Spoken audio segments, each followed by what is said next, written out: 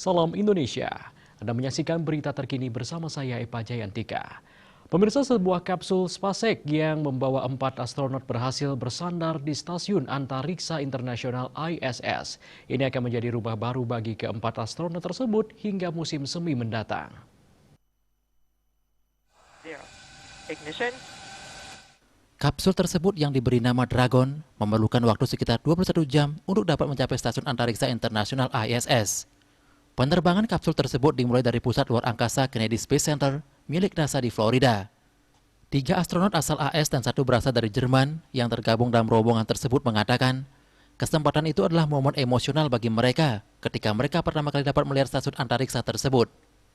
Raja Cari, komandan kapsul Dragon tersebut, mengaku takjub dengan pemandangan yang ia lihat di luar angkasa. Sementara astronot Jerman, Matthias Maurer, mengaku sangat senang dan bersemangat. Seluruh penerbangan Dragon dilakukan secara otomatis dengan Cary dan pilot Thomas Byrne memantau sistem di dalam kapsul dan bersiap mengambil kendali jika diperlukan. Pada satu titik mereka melaporkan apa yang tampak seperti kenop atau mungkin mur mekanis kecil yang melayang melewati bidang pandang kamera mereka, tetapi SpaceX Mission Control mengatakan hal itu tidak akan menimbulkan masalah. Kapsul tersebut bersandar pada ketinggian 423 km di atas wilayah timur Kepulauan Karibia. 2, 1, 0. Ignition. And liftoff.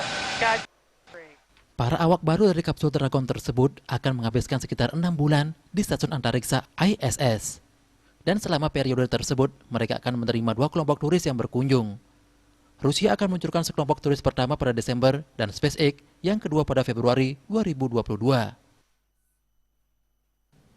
Pemirsa, untuk mencegah penyebaran COVID-19, ingat pesan ibu selalu terapkan 3M, wajib memakai masker, wajib mencuci tangan, dan wajib menjaga jarak, serta wajib menghindari kerumunan. Dengan penerapan perilaku 3M, Indonesia segera terbebas virus corona menuju Indonesia maju.